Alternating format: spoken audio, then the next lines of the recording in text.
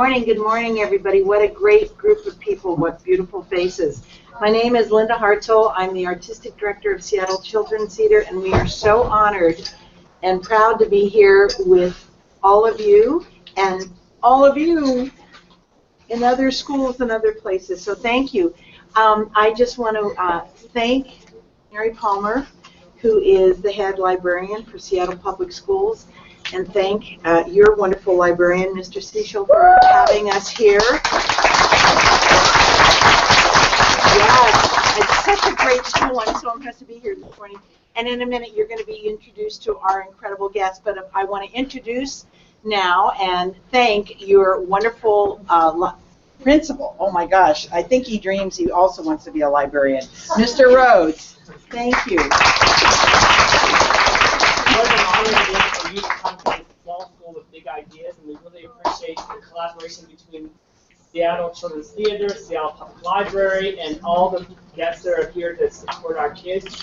And we're also really excited to have Dearborn Park International School and McDonald International School, as well as Grand Hill with us this morning. Here at San Isabel, we're not all about academics, and this book and this play bring everything together for us. The social-emotional piece, and the piece about empathy, and about learning history and putting it all together. And that is just a great opportunity for our kids and for our students. So thank you so much for coming. And one of the things I remember being a teacher in LA, taking my kids to the Wiesenfeld Museum downtown and having a Holocaust survivor talk to my kids. They still talk about it in their 30s. And what an honor it is to have you here, Mr. Brady, for us to hear from you and hear all the wonderful things you can share about empathy and about the things that we have here. We're thankful to Mr. Israel Vela, our executive director, for being here too, and other people from around supporting. So, great thanks for all that you do, and I'm going to turn it over to Mr. Seashoals, and thanks everyone for being here.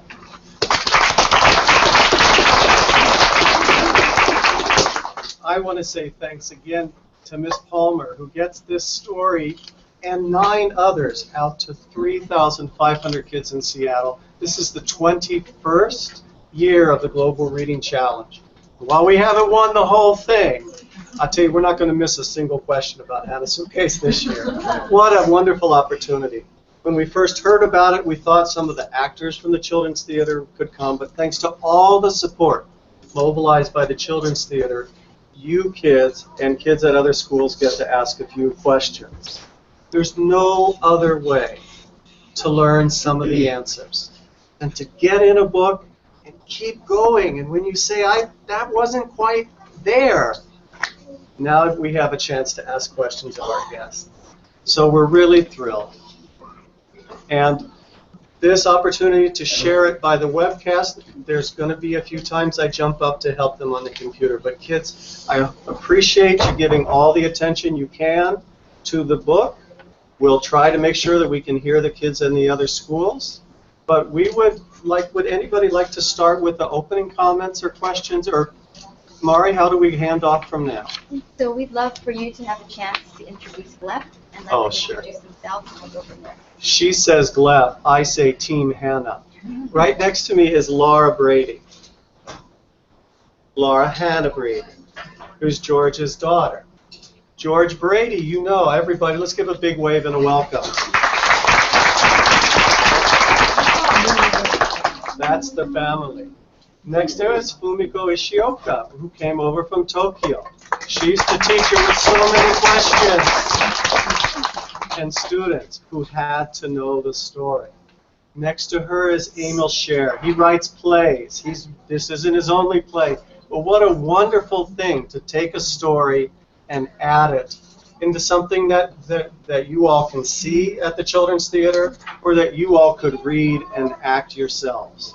So thank you all for reading and having questions. I know there's more questions than we'll get a chance to. We're going to take turns going from the other schools, if we manage to hear them, asking questions, and Sanislo kids. So is everybody ready for this? Yes. Okay, well, let's hang out and unpack Hana Suitcase. Mary? Okay. Our first question today is going to be from McDonald School. It is going to be for George. and it is going to be asked by Amara. So can she unmute? Yeah. We are on here. Fiona.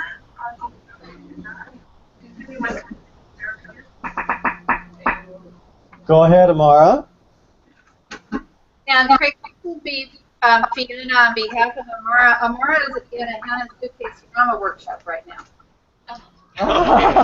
Well, Amara's question was, Oh, here's Fiona. She will ask it. Fiona will ask it. Thank you. What did the food at the concentration camp taste like? The food. Well, you have to know the background to it, you know, because when we go to Auschwitz, they took everything away from us. They left us only shoes and a belt. I don't know if you can imagine to live without a toilet paper and a towel, and it's very hard to understand, you know, to live without the basic things, right? And when we got food, we got only about 700 calories because they were not interested in keeping us alive and wanted us to work as quick as we can. So we got a turnip soup, and we didn't have any cutlery. Just got a bowl and a turnip. I try to keep me being human, so I took a piece of wood and used it like a chopstick to eat a turnip, you know. But whatever we could get, we got a piece of bread in the morning, then the soup at lunchtime, and again a piece of bread at night. So it was very hard to live on it for a few months. You had enough calories in you that you could survive, but eventually you got sick. I heard bread, soup, bread. Wow. Our next question from Brian. You speak up nice and clear so the other schools can hear you, Brian. For a meal. How did you know about Hana's Suitcase to make the play? Oh, it made it. I learned about the play. You know how in the schoolyard or in the hallways people start talking about books? Sometimes there are certain books that they rise like cream. Everybody seems to be talking about them. In this case, I had heard about 10 years ago. My daughters are now 22 and 19, but if you do the math, they were 9 and 12. And you hang out in playgrounds, you hang out in schoolyards, and a lot of parents, many parents, kept talking about this book, Hana's Suitcase, Hana's Suitcase, Hana's Suitcase. And they talked about the power of the book and the effect that this book had on their children. Either the children had read it themselves, or they sometimes, as you know, my wife read Harry Potter to my daughter when she was still 12. There's something beautiful about sharing stories with your children. So either the children read it or parents read it to the children, and in some cases, parents read this book for children by themselves. They all said the same thing, how powerful it was. And so I finally read it over a weekend. And I'm very, very lucky. Because not only am I the parent of two beautiful daughters, but I'm also a playwright. As I was reading the book, images started coming to my head. Possibilities of how this beautiful story could be told in another way on stage. Keeping the heart of the story, and such a beautiful story, about Fumiko reaching out to George and finding what she could about Hana, and then taking that and thinking, how can I tell this on stage, and using all the tools in the toolbox that a playwright has to tell it. So that got me going.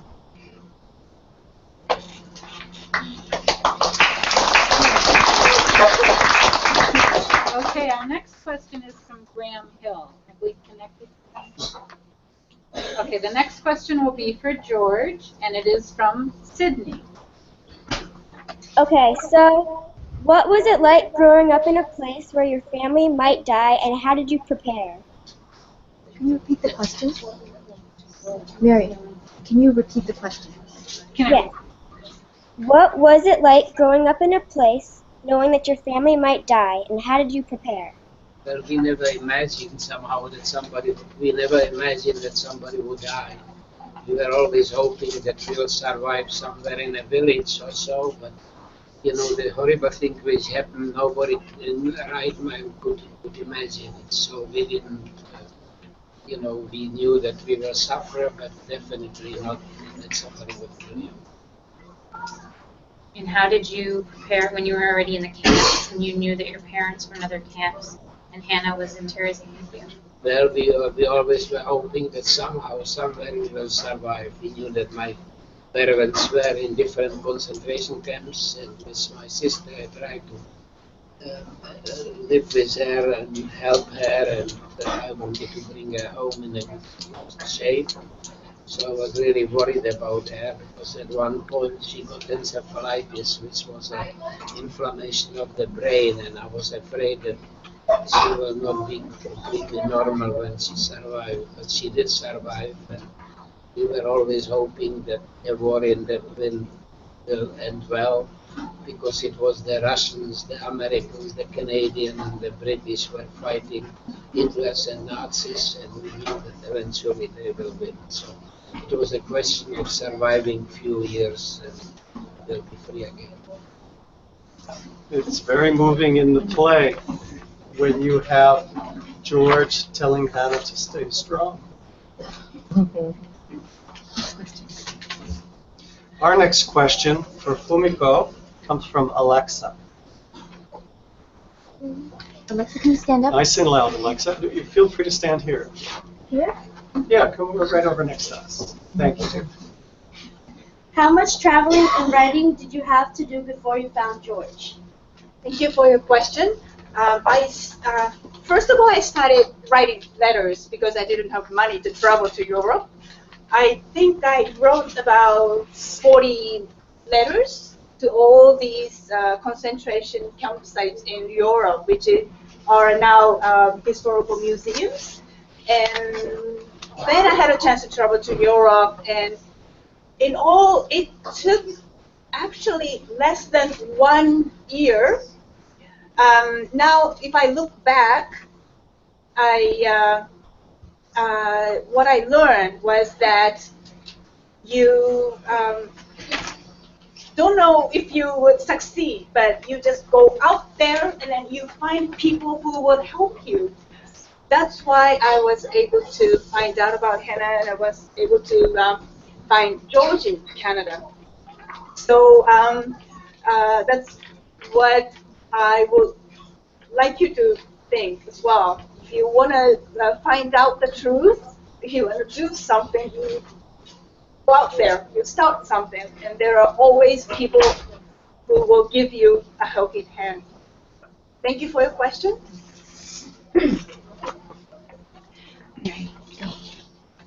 Okay, the next question is from Dearborn Park.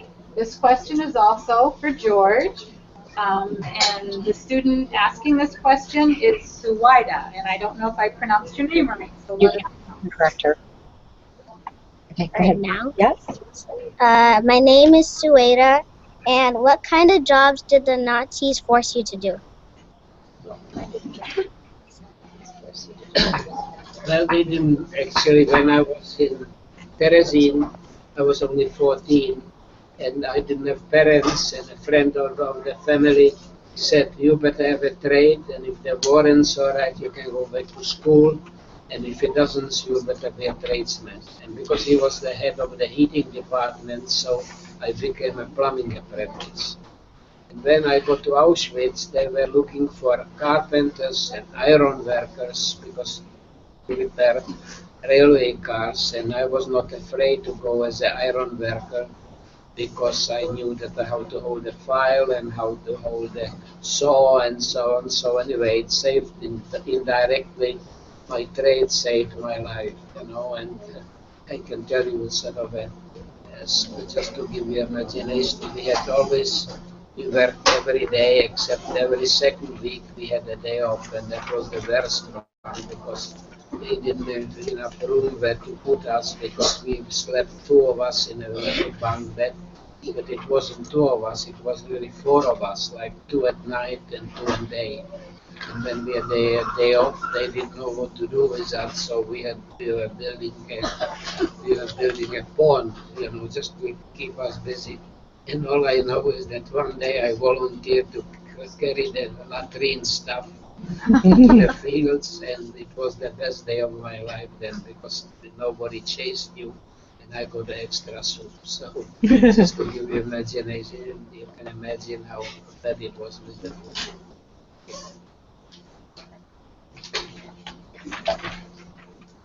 Very good. Very, very good.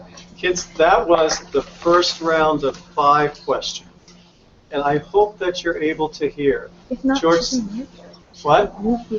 If you feel that you can't hear back there, you can fill in right up here. Okay. Be a little closer to George. And we thank our audience, both at the 3 schools and other people who are watching this webcast, maybe now, maybe later. Good. Very, very, very good. That was the first round of 5 questions. You've got 2 on. I hope that you're able to hear. If you feel that you can't hear back there, you can fill in right up here. That's a surprise. You want me to try to close it?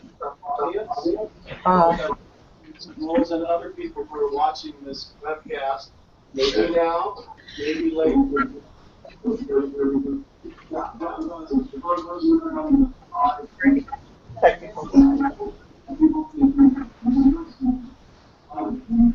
Why don't you, let's ask one of our local questions.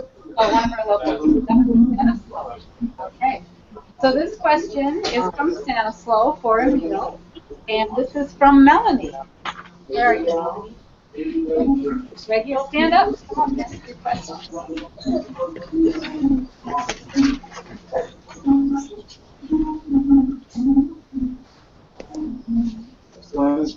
Thank you, Melanie. So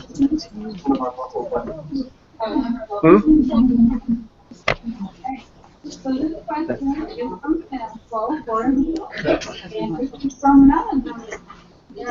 This is for Emil. How do you think of ways of making a play? Great question, Melanie. How do I think about turning a story like Hana Suitcase into a play? And I use the word toolbox. Every type of storyteller has different toolboxes. If you're a filmmaker, you have your camera and your lens. And if you're right for stage, you've got to be on stage. So I'll give you one example. I might talk about how I thought, how can I tell this story on stage? You have this figure of 6 million Jews who were killed during the Holocaust. There's a huge number, 1.5 million. How do you begin to try to acknowledge that? It's very, very difficult. And I don't pretend to say that we can't have 6 million faces on stage. What I did is I thought about the idea of masks. By a mask, the first thing that a mask does is it takes away your identity. That's what the Nazis did to the Jews. They stripped them of their identity. Rather than showing, there's an expression you hear sometimes in theater, show, don't tell. Really important phrase. Wherever you can, use theater to show something and not say it. So instead of having somebody say the Jews were stripped of their identity, you have characters who wear masks. So very early on in the play, the walls separated in the Japanese Educational Center, the Holocaust Center, and you see Hana, the actor playing Hana, looking very frightened, holding a suitcase. And when you're in the theater, you hear sound. I work with a sound designer, and you hear the sound. We know she's on a train. Right away, we know she's on a train. And next to her are these other actors, and we use costume designers. So there's a costume designer wearing these old coats with the yellow Star of David, and all these other actors are wearing masks. So all you see are 5 people, just 5 or 6. With Hana, you see her face to remind us that this is one story of the 1.5 million children who were killed. And next to her are these people with these masks, because they're anonymous. We don't know their story. We don't know their name. So I use the mask. And then you make choices as a player. What color should the mask be? Is this a happy time in their lives? They're being taken to their deaths. So it's not going to be neon orange. It's gray, because the color has been stripped from their lives. And if you look really closely, you see that these masks have no mouths. And that's the way of saying that the Jews were robbed of their voice. That's how you destroy people. Slowly you chip away at them, you take away their rights. And what happens? You wake up one day and you have no rights at all. That's an example of using this little tool of a mask to say so much without saying anything. That's just one example, but I know there's others that I hope you'll discover in the play, either reading the play or seeing them, and giving thought. That's the other thing I hope, that by reading a play, you'll give thought about telling your own stories. So, over at McDonald, this is a question for George from Diego. Diego, are you ready to ask your question?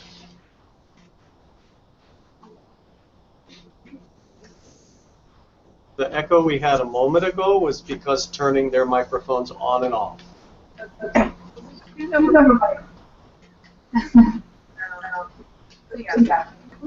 Okay, Diego, are you ready? Were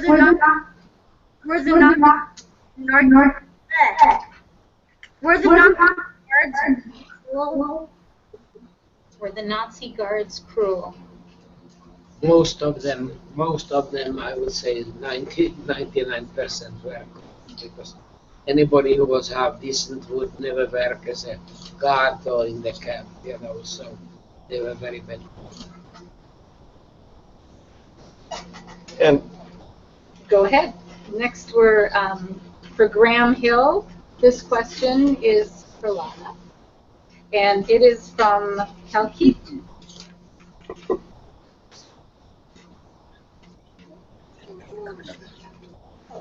Laura, do you like being named after Hana?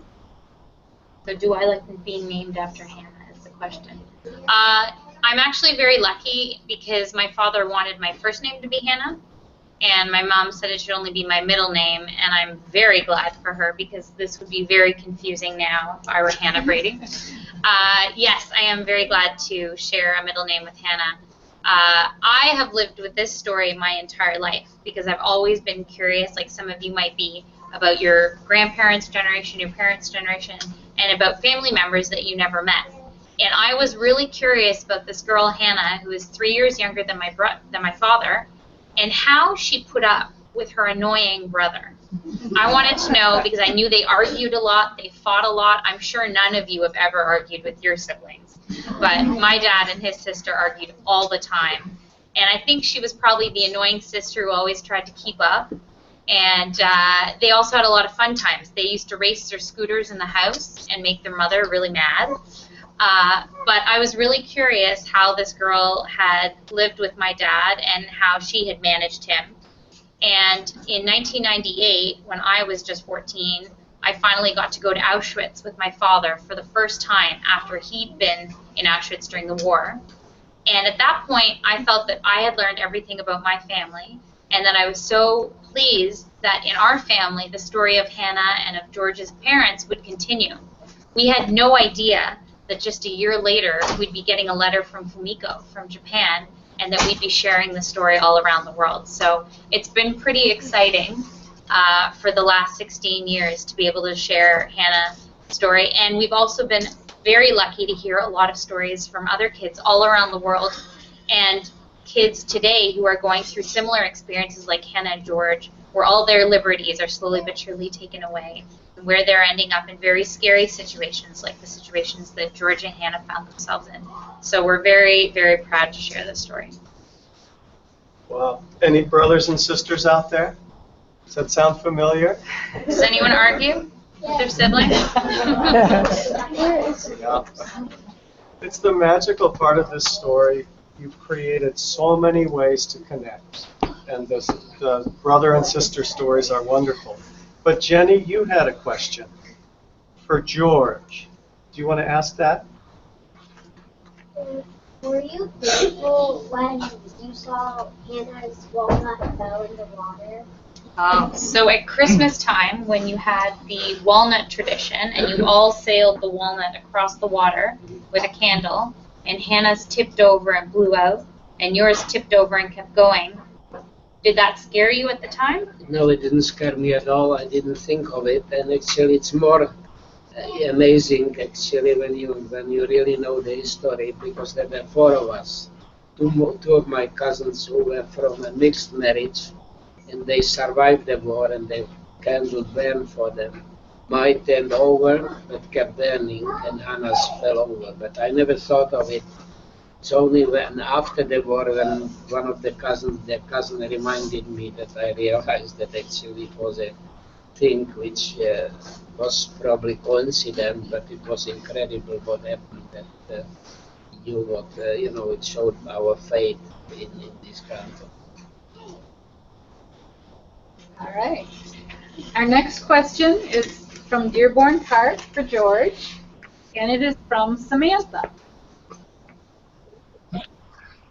How has it been living all these years without Hannah? Do you have any regrets about what happened? So how has it been living all these years without Hannah?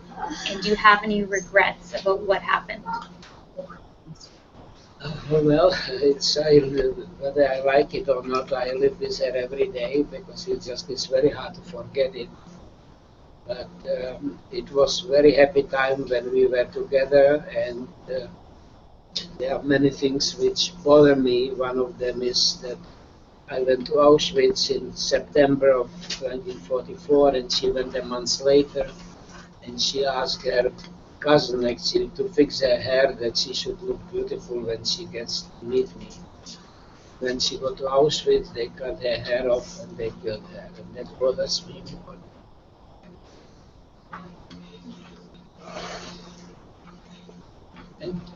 Thank you.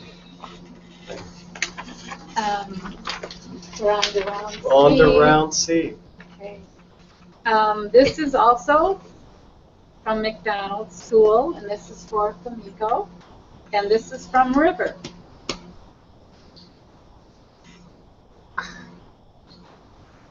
Jack is answering for River, who is at the...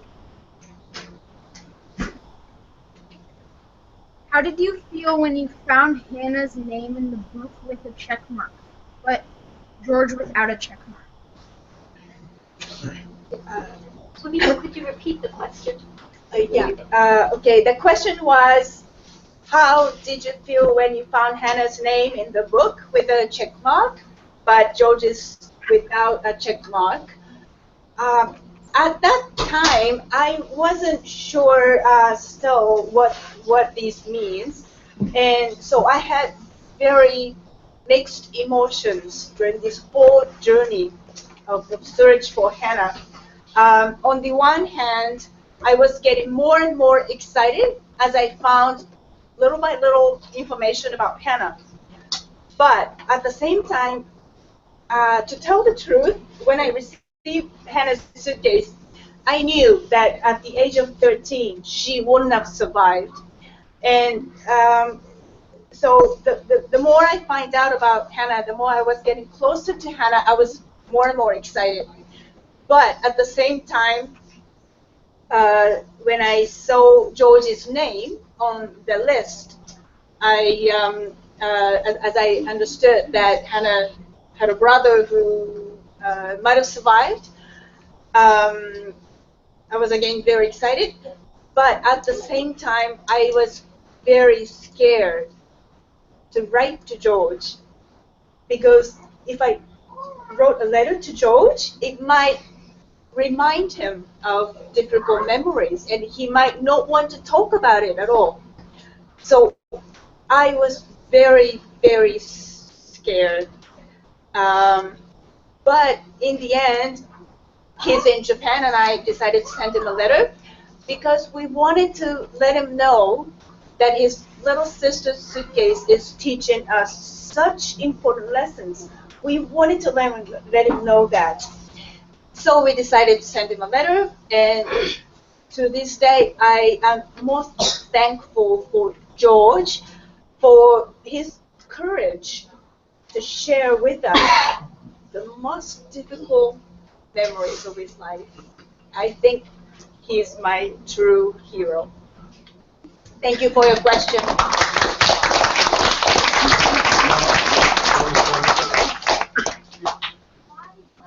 Noah has a question for Emil.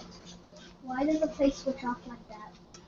I love that question. Why does the play switch off like that? I love the idea of a switch.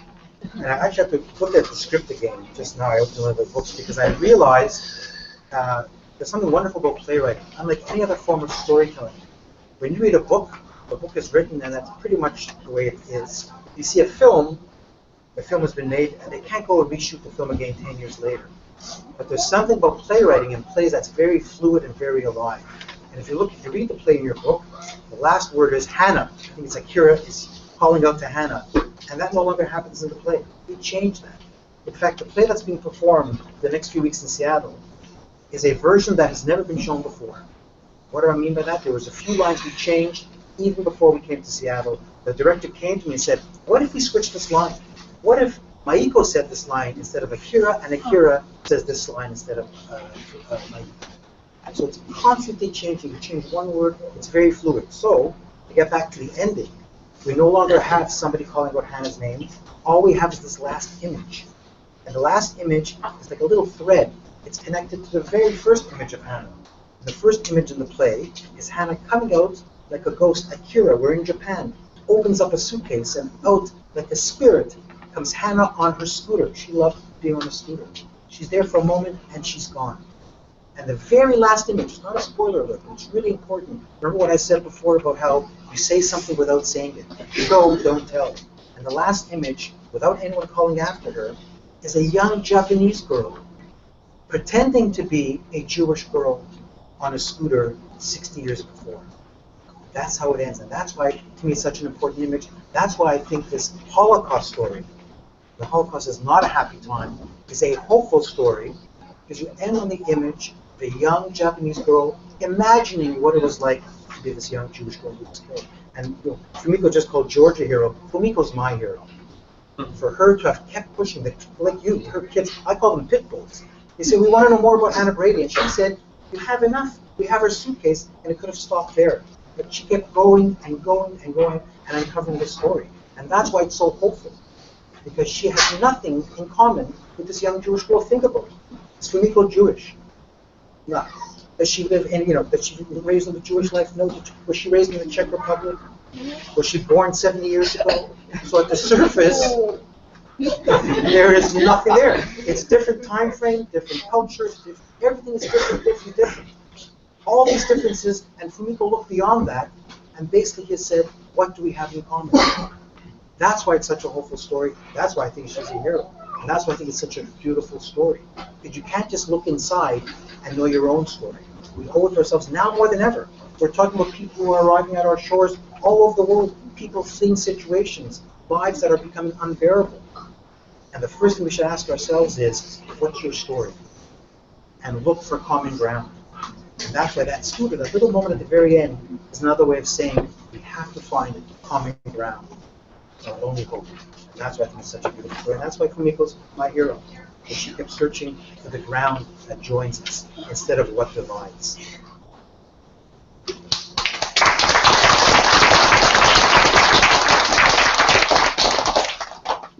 Okay, our next question is from Graham Hill. It is for George, and Sydney is asking this question. So my friend Tina helped me write this question, so she's going to help me ask this one. Ready? What kept you happy when you were in the camp? What kept you happy when you were in the camps? Not much can keep you happy, because when you are cold and you don't sleep enough and you starve, all you do is think of food. So really, humor is very important, but in Auschwitz there was no humor. It was just thinking about how to get the next piece of food. And it was unfortunately, you were really obsessed with it, and it's incredible what it does to you when you're starving. Can you mention the only time that you laughed in Auschwitz? Yeah, the only time, because in that few months we were there, only once did they change our underwear, and they didn't ask your size. I got some women's ladies, and she was fairly big size, and I was at the time very small. And I got this big size of underwear, but anyway, that was the only thing sort of funny. But otherwise, there was not much humor. But I can laugh about it. I can tell you a very, which I tell sometimes when we show the movie, change the mood. When you go today to Auschwitz, you find out that you don't have to pay. It's all free. But when you go to the washroom, so you have to pay. So I found it strange, and I went to the lady in charge, and I said, since when do you have to pay here? And she said, you always have to pay. So I tried to straighten her out, and I said, no, the first time I was here, I didn't have to pay. She didn't believe me.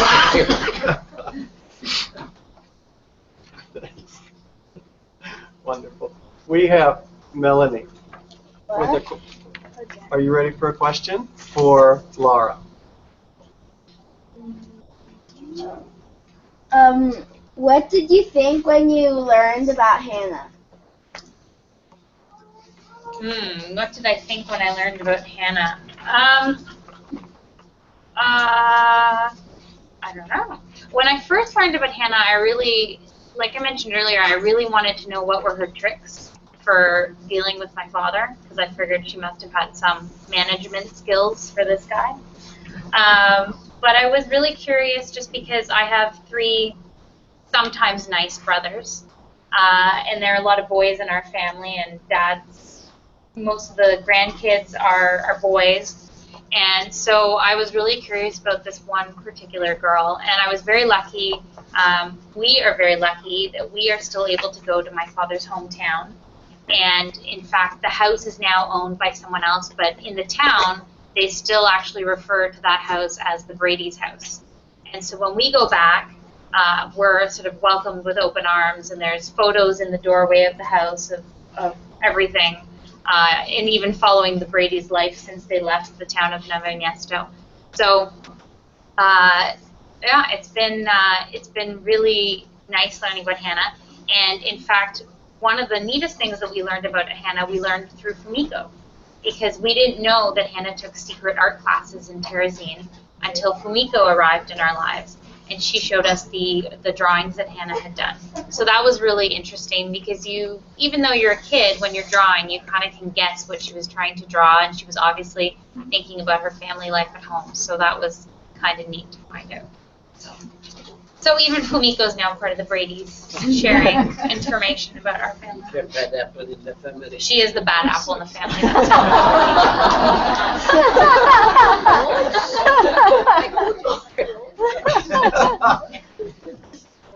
Fumiko is our hero, even though we think she's a bad apple. Kids, all of the pictures that we've seen of Hana are because George, at very close to your age, snuck back to the house and got those pictures and kept them safe. Every one of the pictures that you have seen is because this guy, who may be a rascal, knew to go back and save things from his family. And before we go to our next question, I just want to hear a big thank you to George. Thank you.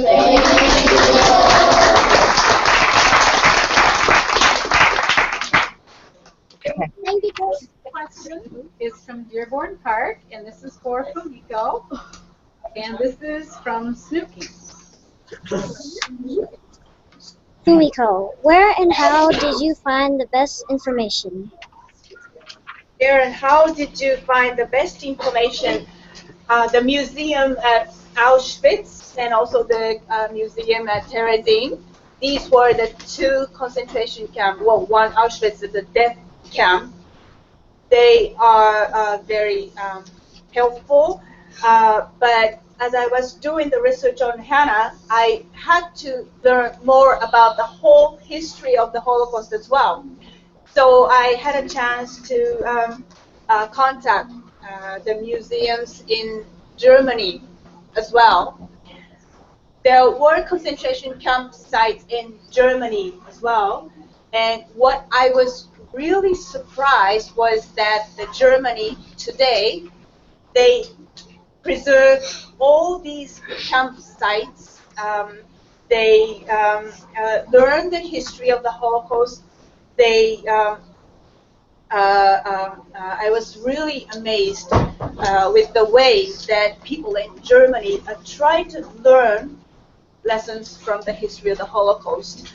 My country, Japan, was also at war, and we took lives of so many Chinese and Koreans, and sometimes something bad happened in the history of your country and you don't want to face it. But I learned from the experiences in Germany that they try to learn the lessons from, even if it's difficult to face. So people in Germany, I have great admiration, and they were also very helpful with giving me information about this whole history of the Holocaust. Thank you for your question. We have time for just 2 more questions, and we have a principal at Graham Hill Elementary who's going to ask Mr. Chen. Mr. Chen. Hi, my name is Mr. Chen. I'm the proud principal of Graham Hill Elementary. And my question for George is, with the challenges we face around racism, violence, and injustice, what advice would you give young people trying to make the world a better place today?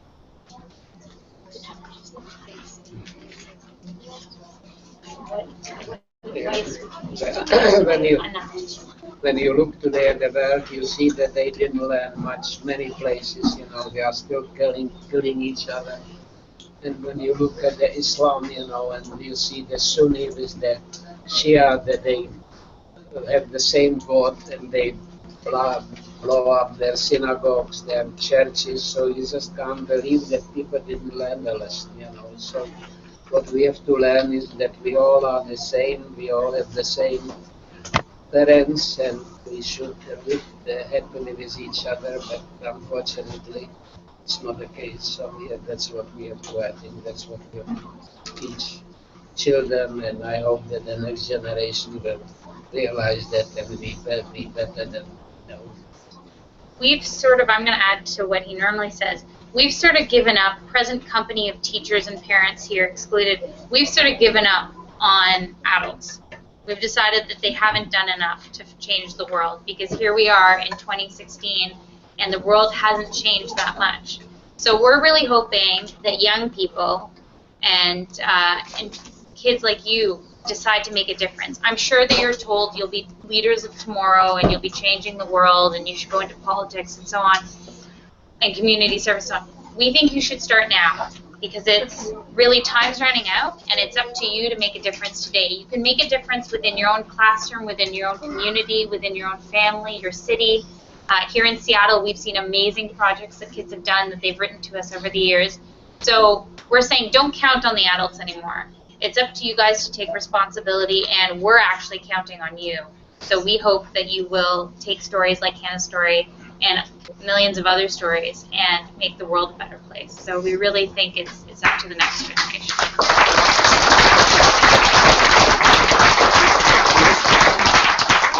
I just had one note, just bringing it back to Fumiko. The letter that changed everything, that changed so many lives because of the story, the letter that Fumiko wrote to George, reaching out for the first time. Came totally unexpectedly to his house in Toronto, where she explained, we have your sister's suitcase, would you be willing to share her story?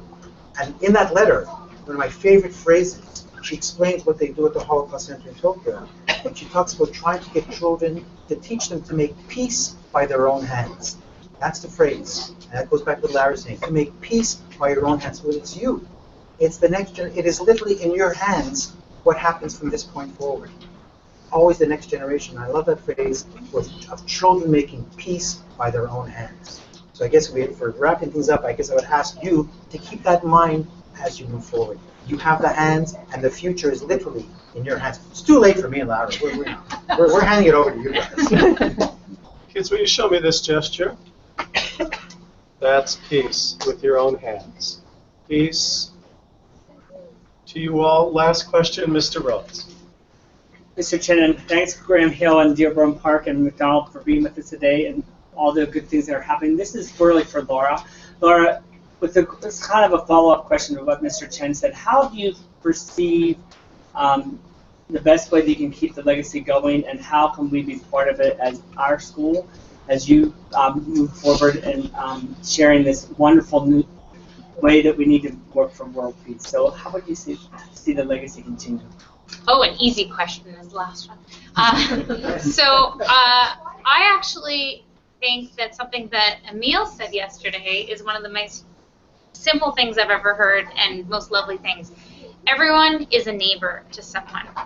And in Nove Miesto, the Brady family was very lucky that we had all different types of neighbors, but we also had a lot of really nice neighbors who managed to change some of the restrictions for the Brady family to make their lives easier.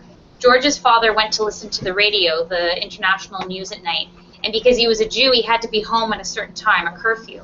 And that radio program, which of course was illegal, actually played after his curfew. So a nice guy who actually controlled the clock in the town would change it back on the official building in the town for an hour so that Karel could still make it home before curfew. We also had lots of people who hid all sorts of important documents for our family. They hid artwork. They offered to help the kids. Hannah's teacher, who no longer was allowed to talk to Hannah, he still waved to Hannah secretly from the school out the window when Hannah was allowed to walk by the school once a day. For Hannah, knowing that her teacher still thought about her and was sorry that she couldn't attend his classes anymore made a huge difference. And now, what we find is the kids are so thrilled to learn about Hannah's story, but they start to wonder about kids in their own community and other stories. And really, it's because of Fumiko, who was curious about another girl, another human being on the other side of the world and somewhat older than Fumiko, that she managed to find this story. And so we really encourage you to learn about kids in your own community, kids across the world. Here in North America and all across Europe, as Emil mentioned, we're about to have a lot of new neighbors. In Canada, we're very lucky that we've been able to take in a lot of Syrians and a lot of refugees from all different places. And they come with incredible, incredible stories of resilience. They also come with terrible, terrible loss and cruel stories. But if you can talk to one person and you can reach out to them and make them feel like they're part of your community, I think that's how you continue Hannah's legacy. Hannah wanted to be a teacher. Now, what she would have become when she was older, we don't know. But the crux of her wanting to be a teacher is that she wanted to teach kids. She wanted to work with kids and share lessons and make people's lives better. So since she wasn't able to do that, Fumiko has now opened Hannah's story up to millions of kids around the world, and Emil and the film and Karen Levine, who wrote the book. And so what is so amazing to us is that Hannah, who died at 13, is now teaching millions of kids around the world, and we hope that she'll be teaching her lessons long after we're not here. And so we hope that you'll be the next chapter in that story and learn about your community and really just be a good neighbor. So that's how we hope it continues. Well, thank you so much. I'm Karen. I work at Seattle Children's Theater, and I want to thank, first of all of you for being such great listeners and for reading the story and connecting to the story, and for all of you joining us over the web. Thank you so much to our incredible guests. I can't tell you what an honor it is to have you all here and listen to your stories. And of course to Stanislaw Elementary School, what wonderful hosts you've been, and to Mr. Seychelles here and the principal. Thank you to Seattle Public Schools, Seattle Public Libraries, and Ms. Mary Palmer here, so wonderful to work with. To the Biller Family Foundation, who really helped to bring us all together and helped us in so many ways. And from them came the Friends of Hannah. We got more help from so many people that helped make this happen. And I'd also like to thank, of course, the team of people at Seattle Children's Theater who worked really hard to put this event and many other events together as well. Thank you for being such great listeners. It's been wonderful to have you be part of this story as well. So thank you. Have a great rest of your day. Thank you.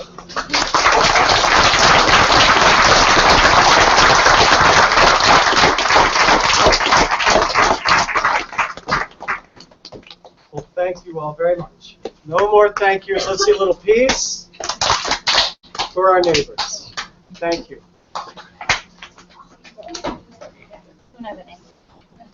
Mr. G, do you want to take your group out here? Yeah. All right.